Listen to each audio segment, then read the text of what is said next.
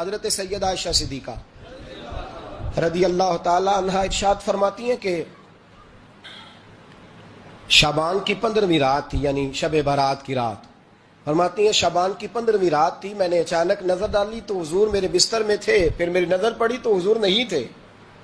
میرے دل میں گمان آیا، خیال آیا کہ شاید کسی اور زوجہ کی طرف حضور کا میلان تباہ ہو گیا ہو، وہاں تشریف لے گئے ہوں. فرماتی میں اٹھی باہر گئی تو نبی کریم علیہ السلام جنت البقیع میں تھے، قریب ایک جگہ پہ حضور دعائیں مانگ رہے تھے. فرماتے میں گیا تو حضور فرمانے لگے ابو بکر کی بیٹی تو نے کیا گمان کیا کہ اللہ کا رسول تیری حق تلفی کرے گا؟ عرض کی حضور آپ مالک ہیں، کہیں اور جانا چاہیں تو میری طرف سے پابندی نہیں. کہتی ہے وہاں کھڑے کھڑے میرے رسول کریم نے بیان فرمایا، یہ ترمذی کے لفظ ہیں. حضور نے فرمایا عائشہ یہ شعبان کی 15ویں رات ہے، مدینے میں سب سے زیادہ بکریاں بنو کلب کا قبیلہ پالتا تھا. فرمایا آج کی رات بنو کلب کے قبیلے کی بکریوں کی تعداد کے مطابق اللہ میری امت کے لوگوں کی بخشی فرما دے گا. یہ وہ رات ہے.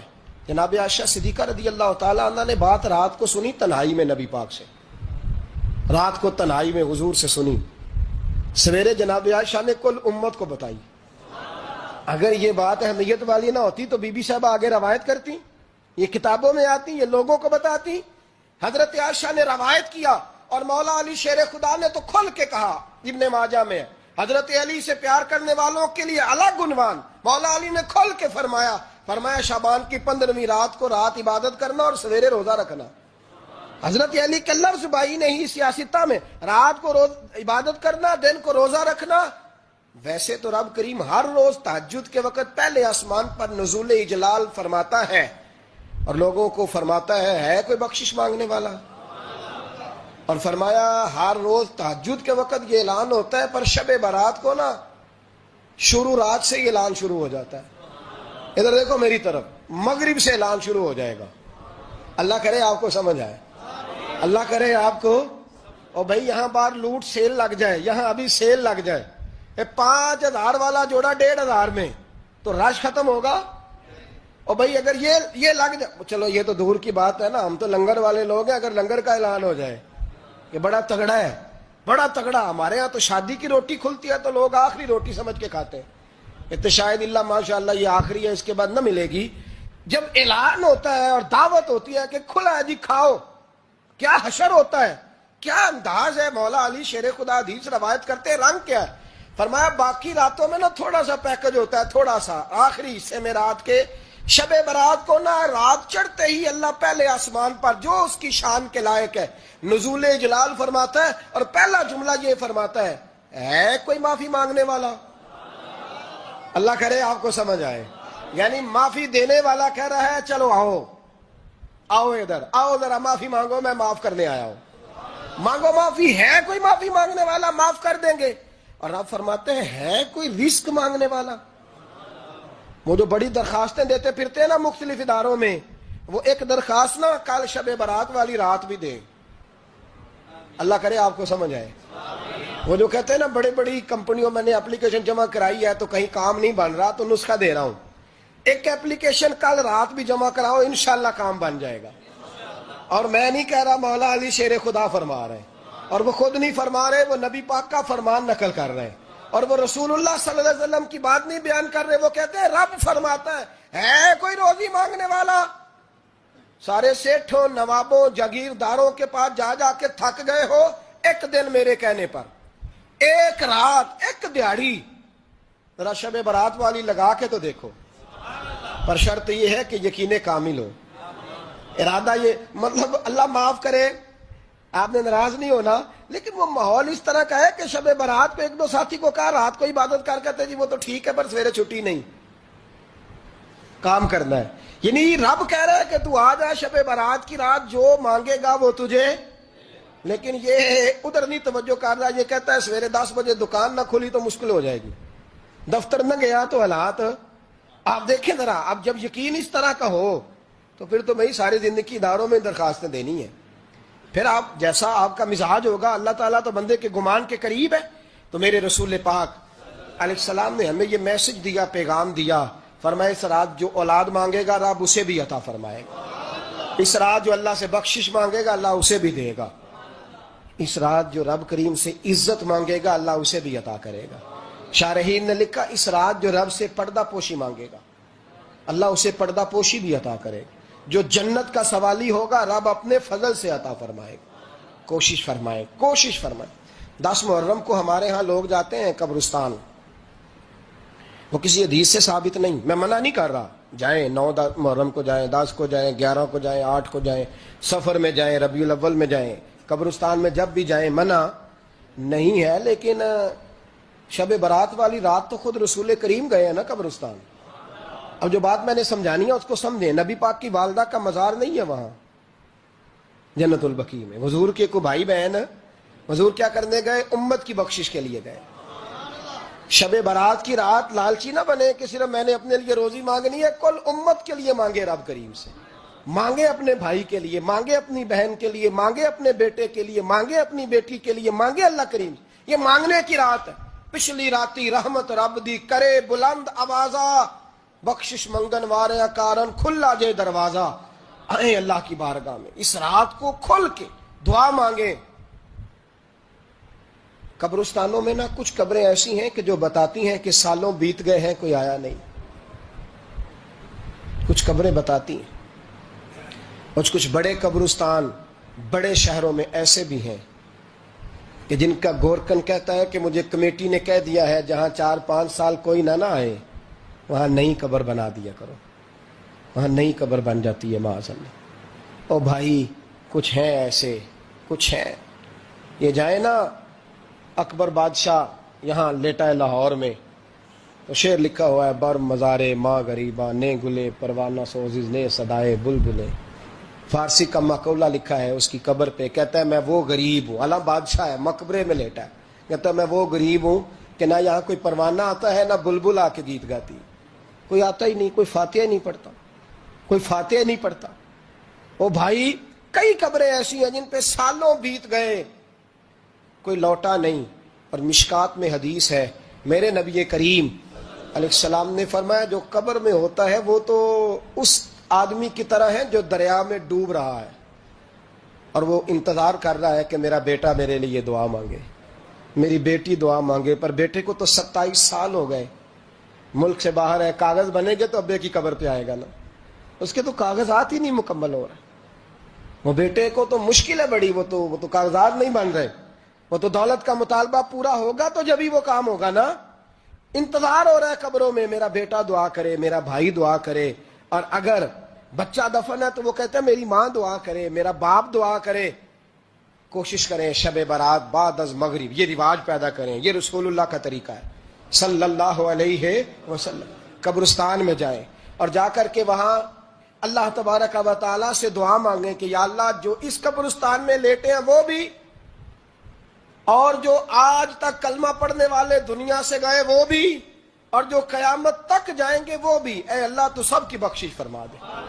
اللہ کی رحمت کو محدود نہ کریں کہ صرف مجھے بخش دے, اسے کہیں یا اللہ کل کی بخشش فرما. ساری امت کے لیے دعا کریں. شب برات کی رات نفل پڑھیں. ہمارے ہاں محفل ہوتی ہے ہر سال الحمدللہ, بڑے شوق سے بڑا خوبصورت ہم اہتمام کرتے ہیں. لیکن میں اکثر دوستوں سے کہا کرتا ہوں کہ جن کو اکیلے میں نفل پڑھنے میں مزہ آئے وہ اکیلے میں پڑھیں. کتنی کھلی بات کر رہا ہوں. میں پابند نہیں کر رہا کہ آپ یہاں آئیں گے محفل میں آئیں گے ضروری ہے. بھئی آپ کو اکیلے میں مزہ آتا ہے نا. کچھ لوگ تنہائی میں ہو تو دل زیادہ لگتا ہے, وہ تنہائی میں کریں اللہ اللہ کوئی عرض نہیں. لیکن کچھ ایسے ہیں کہ نعت سنتے ہیں تو دل نرم ہوتا ہے, تقریر سنتے ہیں تو دل نرم ہوتا ہے. تو جن کا اس طرح نرم ہوتا ہے وہ مسجد میں آئے بات سنیں. کچھ کو سب کے بیچ بیٹھ کے رونا آتا ہے. حضرت سعدی شیرازی فرمایا کرتے تھے کچھ لوگوں کے آنسو مجھے رلا جاتے ہیں. فرماتے ہیں کچھ کی آنکھیں دیکھ کے رو پڑتا ہوں, لہذا میں جب بھی ذکر کرتا ہوں محفلوں میں بیٹھ کے کرتا ہوں. تنہائیوں میں مجھ سے نہیں ہوتا, تو جس سے نہیں ہوتا وہ آئے نا, مسجد میں آئے, رات عبادت کریں. کل مغرب سے پہلے پہلے کام سمیٹ لیں سارے, اور مغرب کے بعد یہ رات شروع ہوگی. مغرب کے بعد ایک چھٹی کر لو اللہ رسول کے لیے, کر لیں گے انشاءاللہ تعالی ایک چھٹی. اور توبہ کی رات ہے, یہ توبہ کرنی ہے. توبہ کس کو کہتے ہیں؟ توبہ کا معنی ہے پچھلے گناہ پر پچھتانا, شرمسار ہونا. کہتے نہیں اے کاش میں نہ کرتا, اور وہ لفظوں میں نہیں، جملوں میں نہیں، توبہ رٹی رٹائی نہیں، شرمسار ہونا اور آئندہ گناہ نہ کرنے کا پکا ارادہ کرنا، اس کا نام توبہ ہے۔ دیکھیں اللہ تعالیٰ فضل کرے، میں نے پچھلے سال کہا تھا، پھر کہتا ہوں، مسجدوں سے نا شب برات کی رات، شب قدر کی رات چیخوں کی آوازیں آتی ہیں، لوگ اتنا روتے ہیں نا، رونا چاہیے، کم روتے ہیں زیادہ رونا چاہیے، لیکن سوال یہ ہے کہ اتنا زیادہ لوگ شب برات کی رات روتے ہیں، کیا پھر سویرے بددیانتی ختم ہو جاتی ہے؟ جو رات مسجد میں کھل کے رو کے آیا ہے اس کا پروگرام ہے نا کہ اب ملاوٹ کبھی نہیں کرے گا، اب گاہکوں سے جھوٹ کبھی نہیں بولے گا، اب وہ بددیانتی کا معاملہ کبھی نہیں کرے گا، لیکن رات روتا بھی رہے اور سویرے پروگرام یہ ہو کہ میں نے پھر لوگوں کو فریب دینا ہے، داؤ لگانا ہے، تو اس نے توبہ کیا رات کے، یہاں بس یہ ایکٹنگ کر کے لوٹ آیا ہے، یعنی بڑی سجا بنا کر کے سوار کر کے رات توبہ کی۔ کیا مطلب ہے توبہ کا؟ کہ توبہ آپ نے کی۔ حضرت حسن بصری سے کسی نے کہا توبہ کیا ہے؟ فرمانے لگے توبہ یہ ہے کہ جس گلی سے رب نے تجھے منع کیا ہے دوبارہ پھر تو اس گلی میں نظر نہ آئے، تو نظر ہی نہ آئے، اور جس جگہ جانے کا رب نے تجھے حکم دیا ہے پھر تو دوبارہ وہاں سے غیر حاضر نہ ہو۔ اگر یہ پروگرام ہی نہیں، ارادہ ہی نہیں، بچے ایک دو مجھے کہنے لگے کل حضرت صاحب توبہ کے موضوع پر ہم نے گفتگو کرنی ہے تو کوئی باپ بتائے کہاں پہ ہے، کچھ بچے شاگرد ہیں، کچھ مسجدوں میں جمعہ پڑھاتے ہیں، ایک نے مجھ سے کہا، تو میں نے کہا بیٹے پہلے مسجد میں جاؤ، 2 نفل پڑھو، توبہ کرو، توبہ کا ارادہ بناؤ، یہ رسم نہیں ہے۔ وہ نعت خواں بھی تو توبہ کر لینا جو شب برات کے دن لوگوں کو توبہ کرانے آیا ہے اور 25,000 کا سودا کر کے آیا ہے، تو آج اس کام سے تو توبہ کرنا، یہ نوٹ پھکوانے سے تو توبہ کرنا، یہ رسم ہے؟ ساری رات توبہ توبہ توبہ توبہ، یہ کیا معنی ہے اس کا؟ کیا مطلب کریں؟ امام غزالی فرماتے ہیں کہ ایک آدمی بادشاہ کا گارڈ تھا، سپاہی تھا، اس کا پہرے دار تھا، نگرانی کرتا تھا، بڑی وفاداری سے نوکری کرتا رہا، بادشاہ نے اسے تنخواہ کے علاوہ بھی بڑا نوازا، اسے بادشاہ نے بڑے الاؤنسز دیے، بادشاہ نے بڑا کچھ دیا، مکان دیا۔ کچھ سالوں کے بعد بادشاہ کو پتا چلا کہ یہ میرے لیے نہیں آتا تھا، اس کی تو میری کنیز پر نظر تھی، اس نے تو رات کی ڈیوٹی اس لیے لگوائی تھی کہ کنیز پر نظر تھی۔ تو امام فرماتے ہیں کہ بتاؤ پھر وہ بادشاہ اس کے ساتھ کیا سلوک کرے گا؟ وہ کیا سلوک کرے گا؟ تو لوگ کہنے لگے حضور لگتا یہ ہے کہ وہ نا 4-5 حصوں میں کاٹ کے تو کتوں کے آگے پھینکے گا۔ آپ فرمانے لگے میرا رب تو بڑا ہی کریم ہے، وہ تو ایسے نہیں کرتا، لیکن بتلاؤ اگر اسے پتا چلے کہ یہ رسم کے لیے آیا ہے، اس کی تو نظر ہی مال پہ ہے، یہ تو سویرے بدلے گا نہیں، یہ تو دھوکہ دے رہا ہے، یہ تو توبہ کرنے آیا ہی نہیں، اس نے تو ڈھونگ رچایا ہے، اسے تو پہلے سے خبر ہے، تو پھر تم کیا امید رکھتے ہو؟ پھر کیا رویہ رکھتے ہو؟ شب برات کی رات دھاڑے مار مار کے رونا اور صبح اسی طرح دھوکہ دینا، اسی طرح فریب کرنا، اسی طرح جھوٹ بولنا، اسی طرح بددیانتی کرنا، اسی طرح لوگوں کو لوٹنا، تو یہ رسم نہیں ہے توبہ۔ توبہ تو بدل جانے کا نام ہے، توبہ تو پھر سنور جانے کا نام ہے، توبہ تو اس طرح ہے جس طرح حضرت ابراہیم ابن ادھم نے کی تھی، وقت کے بادشاہ تھے، بادشاہ جب توبہ کی تو پھر ہر چیز چھوڑ دی، پھر مال لوگوں میں بانٹ دیا اور پھر ٹاٹ کا لباس پہن کر زندگی گزاری۔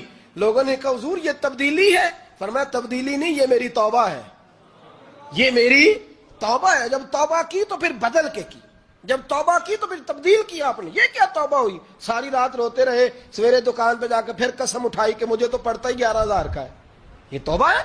تو آپ نے اور میں نے توبہ کرنی ہے تو انشاءاللہ تعالیٰ اس طرح کرنی ہے کہ پھر 15ویں شعبان کو بدل جائے۔ یہ جو موقع آتے ہیں نا شب برات کے، شب قدر کے، یہ بنیادی طور پر اللہ تعالیٰ کی طرف سے دی ہوا موقع ہوتا ہے کہ چلو تمہیں چانس دیتے ہیں، پابندی کوئی نہیں۔ اللہ فرماتا ہے کچھ لوگوں کا دعویٰ ہے کہ ہم اللہ اور آخرت پر ایمان رکھتے ہیں، حالانکہ وہ ایمان نہیں رکھتے، دعویٰ کرتے ہیں، نفاق کا مظاہرہ کرتے ہیں، منافقت کرتے ہیں۔ جو اللہ کو ماننے والا ہوتا ہے اس کا رنگ اور ہوتا ہے، جس کو پتہ ہوتا ہے قیامت کے دن اللہ کے حضور کھڑے ہونا ہے، اس کے اعمال یہ نہیں مانتے، کہتے ہیں ہم مانتے ہیں، پر مانتے، دعویٰ ہے کہ ہم مانتے ہیں آخرت کو بھی اور اللہ کو بھی، پر نہیں مانتے۔ قیامت قائم ہونا ضروری ہے، اگر وقوع قیامت نہ ہو تو ظالم کی تو موجیں لگ گئیں، جابر تو موج کرے گا، فاسق اور فاجر تو کہیں گے دنیا میں بھی ہم اپنے اقتدار کے زور پر جیتے رہے، آج بھی ہمیں پوچھنے والا کوئی نہیں۔ عقلاً نقلاً قیامت کا قائم ہونا ضروری ہے، قیامت قائم ہوگی تو مظلوم کو اس کے ظلم پر داد رسی کی جائے گی اور ظالم کو سزا ملے گی۔ ایک آدمی ساری زندگی دنیا کے اندر لوٹ مار کرتا رہا، دھوکہ فریب فراڈ کرتا رہا، اس کی راتیں شراب و کباب میں گزر گئیں، وہ مرے اور بات ختم ہو گئی، ٹھیک ہے موج کر کے چلا گیا۔ ایک آدمی ساری زندگی اس نے اللہ تبارک و تعالیٰ کی رضا کے لیے اپنی نظر کی حفاظت کی، زبان کی حفاظت کی، یہاں تک کہ دل کی بھی حفاظت کی، وہ بھی مرے تو معاملہ ختم ہو گیا۔ اس طرح تو پھر سرکش کا کچھ بنے گا ہی نہیں۔ نظام زندگی ساری اس کی سوچ ختم ہو کے رہ جائے گی اگر قیامت قائم نہیں ہوتی۔ قیامت کا قائم ہونا حق ہے، اس لیے قرآن مجید نے ایک جگہ پہ نہیں 20 جگہ پہ یہ بیان فرمایا ہے کہ قیامت ضرور قائم ہے، قیامت، اور وہ قائم ہو کر اپنے سارے لوازمات سمیت قائم ہوگی۔ میرے نبی پاک صلی اللہ علیہ وسلم نے فرمایا مظلوم کو حق ملے گا، ظالم کو سزا ملے گی۔ جابر اس دن اللہ کی بارگاہ میں رسوا کیے جائیں گے، جن پر جبر کرتے رہے انہیں اللہ کے حضور سے عطا کیا جائے گا۔ قیامت کا وقوع ہونا ضروری ہے، اور قیامت تو جب قائم ہوگی تب ہوگی۔ دنیا میں بھی ایسا ہوتا ہے، ظلم کا انجام ٹھیک نہیں ہوتا، جبر کا انجام، جھوٹ کی زندگی لمبی نہیں ہوتی، دھوکے فریب فراڈ ملمہ سازی، ان چیزوں کی عمریں اللہ نے تھوڑی رکھی ہے۔ وقتی طور پر ظالم کو، دھوکے باز کو، جابر کو جو مہلت ملتی ہے وہ سمجھتا ہے میری سیاست کام کر رہی ہے، وہ سمجھتا ہے میں بڑا دانا ہوں، بڑا چالاک ہوں، دیکھ لو اتنے ظلم کے، جبر کے، دھوکے کے باوجود بنا ہوا ہوں۔ حالانکہ اللہ کی طرف سے اسے مہلت ملتی ہے اور بڑا ہی مہربان ہے۔ مہلت اس طرح دیتا ہے کہ میرے نبی پاک علیہ السلام نے فرمایا جب میرا مسلمان نیکی کرتا ہے تو اللہ فرشتوں سے فرماتا ہے 70 گنا بڑھا کے لکھ لو اس کی نیکی، 70 گنا، اور جب گناہ کرتا ہے تو اللہ فرماتا ہے ٹھہر جب ابھی لکھنا نہ، اسے ٹائم دو۔ یا اللہ کتنا؟ فرمایا 24 گھنٹے تو دو، ہو سکتا ہے توبہ کر لے، یہ اس کی مہربانی ہے۔ اب وہ جو اللہ نے مہلت دی ہے نا کہ شاید توبہ کر لے، لوگ سمجھتے ہیں میری چالاکی کی وجہ سے نظام سیٹ چل رہا ہے، میں بڑا تیز ہوں، 2 4 5 باتیں بولتا ہوں سب صحیح ہو جاتا ہے۔ لوگ اس کو اپنی دانائی سمجھ لیتے ہیں، حالانکہ وہ اللہ کی طرف سے۔ فرعون نے کئی 100 سال حکومت کی اور اس طرح اس نے ظلم کیے کہ لاکھوں اور ہزاروں بچے قتل ہی کرا دیے، 12,000 عورتوں کے پیٹ میں حمل تھا اس نے ضائع کرا دیا۔ جب حضرت موسیٰ علیہ السلام اپنی قوم کو لے کے نکلے، راستے میں دریا آ گیا، فرعون پیچھے لگا ہوا تھا، وَإِذْ فَرَقْنَا بِكُمُ الْبَحْرَ فَأَنْجَيْنَاكُمْ، اللہ فرماتے تمہارے لیے میں نے دریا کو پھاڑا اور تمہیں نجات دے دی، وَأَغْرَقْنَا آلَ فِرْعَوْنَ، اور فرعون کو غرق کر دیا، وَأَنْتُمْ تَنْظُرُونَ، تم کھڑے دیکھ رہے تھے۔ اب جب حضرت موسیٰ دریا کے کنارے پہنچے تو فرعون بھی پیچھے آیا۔ فرعون لوگوں سے کہا کرتا تھا کہ میں کہتا ہوں تو دریا چلتا ہے، میں کہتا ہوں تو ہوائیں آتی ہیں، میرے حکم کے پابند ہیں سارے۔ جاگ رہے ہیں نا آپ حضرات، غور فرمائیے گا بات پر۔ دعویٰ تھا اس کا کہ میں کہتا ہوں تو نظام زندگی چلتا ہے۔ اب جب دریا کے کنارے پہنچی حضرت موسیٰ علیہ السلام تو اللہ نے حکم دیا کہ آپ عصا ماریں۔ جناب موسیٰ نے عصا مارا، 12 رستے بن گئے۔ اب حضرت موسیٰ کی قوم گزر رہی تھی تو فرعون سے پوچھنے لگے کہ تو کہتا تھا میرے حکم سے چلتا ہے، تو وہ تو حضرت موسیٰ نے ڈنڈا مارا ہے تو رستہ بن گیا ہے۔ باز نہیں آتا انسان باز بہانے بڑے ہیں اس کے پاس، بڑی دلیلیں ہیں، جھوٹ سچ بول کے اپنے آپ کو مطمئن کرتا ہے، آخر دم تک تبدیل ہونے کو تیار نہیں ہوتا، دلیلیں گھڑتا رہتا ہے، بناتا رہتا ہے، شور کرتا ہے جان بوجھ کے۔ بھئی تو کہتا تھا میرے چلانے سے چلتا ہے، تو باز ابھی بھی نہیں آیا، کہنے لگا میں نے ہی حکم دیا ہے کہ ذرا پھٹ جا، مجھے یہ زندہ چاہیے۔ باز رسی جل گئی، بال، کہنے لگا میں نے ہی کہا ہے دریا کو کہ یہ مجھے زندہ چاہیے، میرے بھاگے ہوئے ہیں تو اس لیے پھٹا ہے، تو آؤ میرے ساتھ دریا کراس کرے۔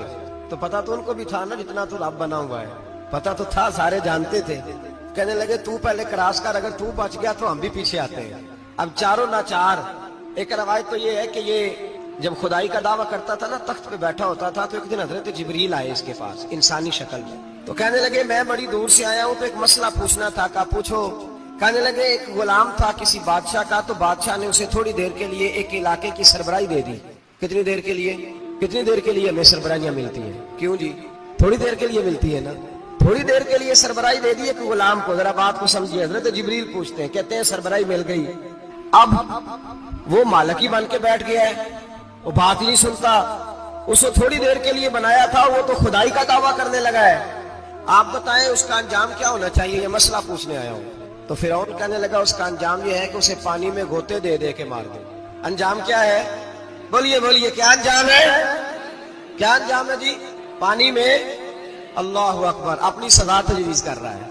اس کی سزا کہ اسے پانی میں گوتے دے دے کے مارو ظالم کو۔ اسے تھوڑی دیر کے لیے بنایا تھا اور وہ چھائی گیا ہے، قبضہ ہی کر گیا ہے۔ حضرت جبریل کہنے لگے جی آپ لکھ کے دے دیں گے؟ کہنے لگا لاؤ لکھ دیتے ہیں. لکھوا لیا. جناب جبریل رکا لے کے تشریف لے گئے.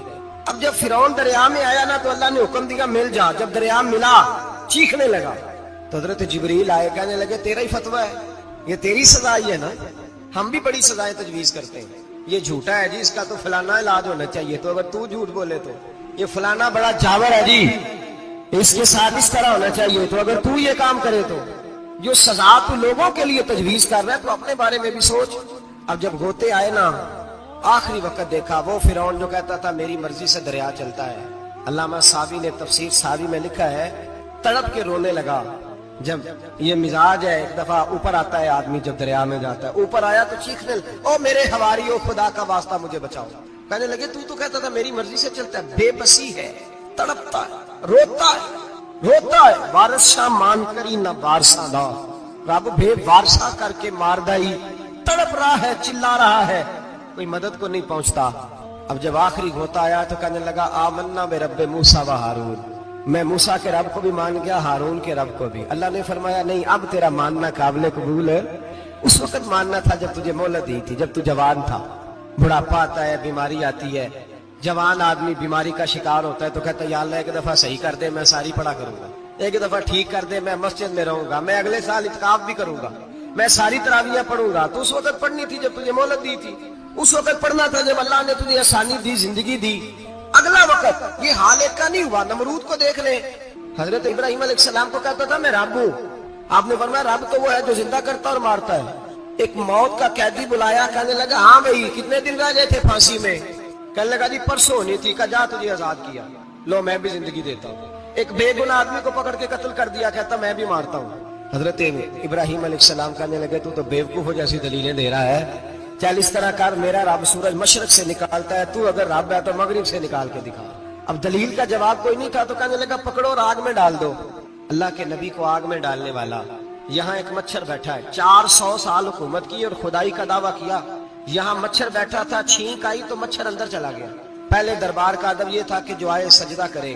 اب اس کے سر پہ کوئی چیز مارتا تھا تو اسے سکون ہوتا تھا, مچھر تھوڑی دیر کے لیے اس کا دماغ چھوڑتا تھا. او بھائی یہ اس دھرتی پہ اللہ نے لوگوں کو نظارے دکھائے اور ہمیں سمجھانے کے لیے دکھائے, ہمیں تفکر کی, غور کی دعوت دی کہ دیکھ لینا, اپنے عمل کو پرکھنا.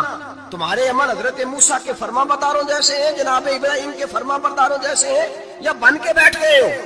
اب دربار کا ادب یہ ہے, بے بسی کا یہ حال ہے کہ جوتے لٹکتے ہیں دربار میں, جو آتا ہے جوتا کھینچتا ہے. اور ادب یہ ہے کہ 10 جوتے نمرود کے سر پہ مارو, اور 400 سال جوتے لگتے رہے. روتا تھا, جو آدمی آتا تھا منتیں کرتا تھا, کہتا تھا کہیں سے کوئی دوائی مل جائے گی. پاگلوں جیسی زندگی گزاری, پاگلوں جیسی سخت. وہ تو حساب وقوع قیامت تو حساب ہوگا ہی. یہاں لوگ پاگل ہو کے مرتے ہیں, معذرت نفسیاتی مریض ہو کے مرتے ہیں. یہاں آخری وقت اتنا سخت آتا ہے کہ دنیا موت کی دعائیں مانگتی ہے. میرے بھائی جب انسان ظلم کرتا ہے تو بھول جاتا ہے کہ شاید مجھے پوچھے گا کوئی نہیں. جب وہ زیادتی کرتا ہے تو بھول جاتا ہے. جب وہ کسی کا حق کھاتا ہے تو وہ کہتا ہے شاید اس کا تو وارث ہی کوئی نہیں جس کو میں لوٹ رہا ہوں. لیکن جب اللہ کی پکڑ آتی ہے, حجاج بن یوسف ظالم تھا, اس نے اچھے کام بھی کیے تھے. قرآن پاک پر زیر زبر آراب حجاج بن یوسف نے لگوایا. محمد بن قاسم کو ہندوستان سندھ کے علاقے فتح کرنے بھی حجاج بن یوسف نے بھیجا تھا. ساری خوبیاں اپنی جگہ پر, ظالم بہت بڑا تھا. کسی آدمی نے اس کے سامنے کونے کی طرف منہ کر کے ساتھ والے سے بات کرنی تو کہنے لگا میرے خلاف کیا, اس کو لے جاؤ 2 ٹکڑے کر کے واپس لے آؤ. توتی بولتا ہے نا اقتدار, جب کسی کے ہاتھ اقتدار ہوتا ہے نا, وہ چاہے ایک گھر کے کیوں نہ ہو, وہ 10 بندے فیکٹری میں کام کرتے اور جو ان کا مالک ہوتا ہے وہ کہتا میں مالک ہوں, مجھے مانو. جب تو صاحب اقتدار ہوتا ہے نا, جب تو سسر بن کے بیٹھتا ہے اور کسی غریب گھر کی بہو آتی ہے 2-4 تو کہتا میرا اقتدار ہونا چاہیے. جب میں کھانسنے لگوں تو ہر آدمی کے ہاتھ میں ٹشو پیپر ہونا چاہیے.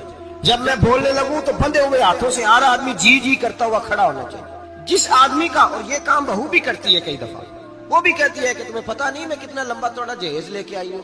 جب میں سونے کے لیے اپنے بیڈ روم میں جاؤں تو خبردار بوڑھے بابے کو اجازت نہیں کہ وہ کھانسے. اماں کو چاہیے کہ اگر اس کو بڑی سخت پیاس بھی لگی ہے تو میرے سوتے باورچی خانے میں برتن نہ کھٹکھٹائے. جو جہاں بھی جس اسٹیج پہ بھی بیٹھتا ہے وہ کہتا ہے کوئی نہیں مجھے پوچھنے والا, میں مطلق العنان ہوں. جوان بوڑھوں کا مذاق اڑاتے ہیں, سمجھتے ہیں شاید کبھی بوڑھے نہیں ہوئے, مذاق اڑاتے ہیں. तंदुरुस्त लोग बीमारों का मजाक उड़ाते हैं, शायद कभी बीमार नहीं होना। हज्जाज बिन यूसुफ जालिम था, जुल्म करता था, ज्यादती करता था। हजरत सईद बिन जुबैर एक ताबी बुजुर्ग थे, इतने बड़े बुजुर्ग थे कि सारी रात नमाज पढ़ते थे, सारा साल रोजा रखते थे। एक दिन उन्होंने मिंबर पे बैठ के कहा कि हज्जाज जुल्म से बाज आ जाए वरना अल्लाह की लाठी बड़ी बेआवाज है। अल्लाह की लाठी, इसका क्या मतलब होता है? इसका मतलब है जब रब की लाठी चलती है तो उसकी आवाज जी, उसका पहले कोई पैगाम, वो पहले ऐलान नहीं करता कि तगड़े हो जाओ लाठी चलने लगी है। लाठी चलती है पर उसकी आवाज, समझ आ रही है मेरी बात की? जुमातुल विदा के लिए तशरीफ लाने वाले आवाम खास गौर फरमाइएगा। हज्जाज बिन यूसुफ को पता चला कि हजरत सईद बिन जुबैर ने मेरे खिलाफ बात की, बुला लिया। कहने लगा तूने मेरे खिलाफ बात की है? फरमाने लगे की है। कहने लगा तुझे पता है मैं कत्ल कर दूंगा? आप फरमाने लगे ना तू जिंदगी का मालिक है ना मौत का मालिक है, तू कैसे कत्ल कर? कहने लगा तुझे पता है मेरा? फरमाया मैंने तुझे नहीं, मैंने तो कई शद्दाद, कई हम्माद, कई कारून, कई फिरौन, कई नमरूद देखे, कईयों की दास्तानें सुनी। तू कौन है? तू तो छोटा सा है। एक जुमला है मुल्ला जलालुद्दीन रूमी का, बड़े दरवेश थे, एक बात कह गए। कहने लगे नमरूद जितने पैसे नहीं, फिरौन जितनी हुकूमत नहीं, कारून जितनी दौलत नहीं, वरना फरमाने लगे मेरे जमाने में भी कई लोगों का खुदा बनने को दिल करता है, कई लोगों का दिल करता है, लेकिन नमरूद जितने पैसे, फिरौन जितनी ताकत और कारून जितनी दौलत नहीं, वरना हो सकता है लोग दावा कर जाए माज़अल्लाह सुम्मा माज़अल्लाह। ये आज से कई सौ साल पहले वो कह रहे हैं, आज तो हालात बड़े अबतर है, उसकी निस्बत खतरनाक। फरमाने लगे हजरत सईद बिन जुबैर तू जिंदगी मौत का मालिक नहीं। कहने लगा पकड़ो, कत्ल करो इसे, ले जाओ। जब पकड़ कर खींच कर ले जा रहे थे ना तो हजरत सईद बिन जुबैर मुस्कुराने लगे। अब जालिम के सामने मुस्कुराए तो उसको बड़ा गुस्सा आया, ये मेरा मजाक उड़ाता है। बुला लिया, इधर आओ, क्यों मुस्कुरा रहे हो, क्या हुआ?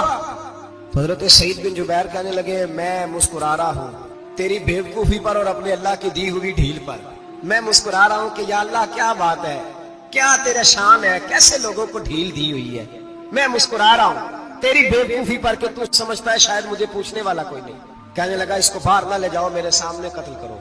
ठीक है जी, कत्ल करने लगे तो हजरत सईद बिन जुबैर ने मुंह काबे की जानिब कर लिया। इन्नी वज्जहतु वजही लिल्लज़ी फतरस समावाति वल अर्द हनीफम वमा अना मिनल मुशरिकीन। जब आपने ये आयतें पढ़ी ना कि मैंने मुंह कर लिया है अपने रब की जानिब, करो मुझे कत्ल। कहने लगा नहीं नहीं, इसका मुंह फेरो, काबे की तरफ हो के कत्ल ना हो। है जालिम पर पागल हो गया है। हजरत सईद बिन जुबैर के हौसले ने शिकस्त दे दी, नाकाम हो गया, मखबूतुल हवास हो। कहने लगा इसका मुंह फेर दो।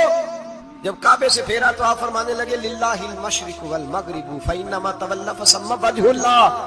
अल्लाह फरमाता है तो मशरिक और मगरिब सारा ही अल्लाह का है, जिधर भी मुंह करोगे उधर अल्लाह ही अल्लाह है, जिधर भी मुंह करोगे उधर अल्लाह ही अल्लाह है। चारों जाना फेर दे, जिधर मुंह फेरना है तूने, फेर दिया मुंह।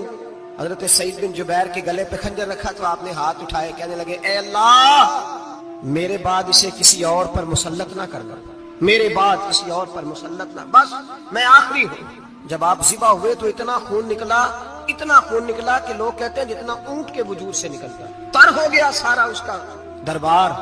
एक समझदार आदमी को बुला के कहने लगा इतना खून मैंने पहले कभी, मैंने बड़े बंदे कत्ल कराए हैं पर इतना खून नहीं निकला। तो वो कहने लगे लोग मर जाते, मरते वक्त डर जाते हैं, सहम जाते हैं, खून सुकड़ जाता है, लगता है ये शख्स जब दुनिया से गया है तो डट के गया है, ये डट के गया है दुनिया से। हज्जाज बिन यूसुफ रात को सोया तो तड़प के उठा, क्या हुआ? घर वाले कहने लगे क्या हुआ? कहने लगे सईद बिन जुबैर ख्वाब में आया और कहते हैं उठ मुझे बता तूने मुझे क्यों कत्ल किया, बता बता क्यों मारा। अगली रात फिर सोया तो वही ख्वाब, फिर सोया तो वही। गुनाह नफ्सियाती मरीज बना देता है।